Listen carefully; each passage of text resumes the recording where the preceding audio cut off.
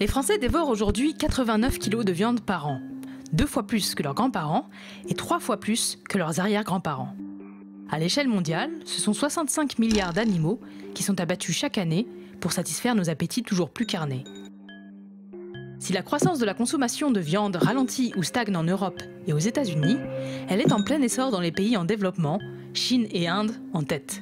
Conséquence, la production mondiale de viande a quintuplé entre 1950 et 2000. Elle s'élevait à 309 millions de tonnes en 2013 et pourrait atteindre 465 millions en 2050 dans un monde à plus de 9 milliards d'humains. De toutes les viandes, c'est la volaille qui a connu la plus grosse envolée. La production de poulet, poules et autres dindes a doublé en 10 ans, rattrapant celle de porc, loin devant les bœufs, les veaux, les ovins et les caprins. Alors que la demande s'accroît, l'élevage se fait toujours plus intensif. Pour exemple, le nombre de porcs vendus par une ferme américaine a bondi de 945 à 8400 par an en près de 20 ans.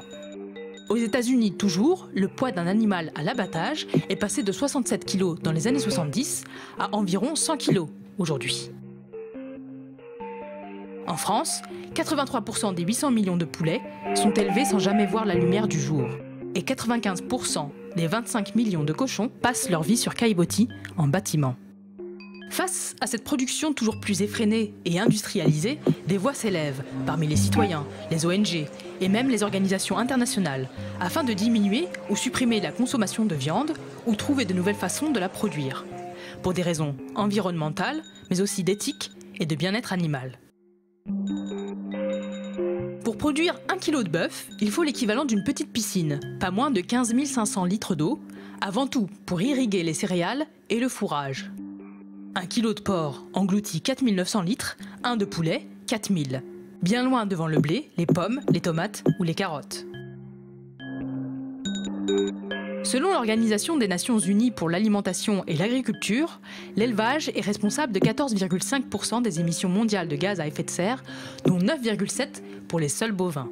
C'est légèrement plus que le secteur des transports. Si le bétail contribue faiblement au rejet de dioxyde de carbone, il est par contre responsable de près de la moitié des émissions de méthane et de protoxyde d'azote, deux gaz dont le potentiel de réchauffement est respectivement 25 et 300 fois supérieur à celui du CO2.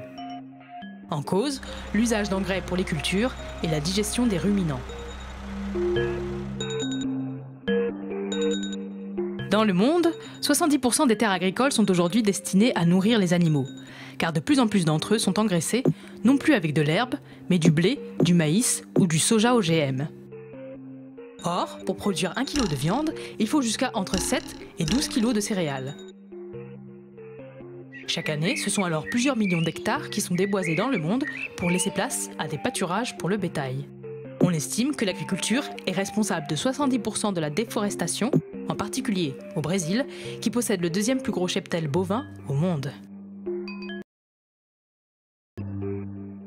Les élevages industriels sont également à l'origine de pollution de l'eau, en raison des nitrates et du phosphore provenant des épandages de fumier et de lisier. Les rejets de pesticides et d'engrais contaminent également l'environnement. En Bretagne, le phénomène des algues vertes est ainsi attribuable aux élevages porcins intensifs. Les animaux sont toujours plus élevés dans des conditions exiguës et cruelles. Ils passent une vie de plus en plus courte, maltraités, surmenés et reçoivent de fortes doses d'antibiotiques et d'hormones de croissance avant d'être abattus. Depuis le début de cette vidéo, 495 000 animaux ont été tués dans le monde pour répondre à notre demande insatiable de viande.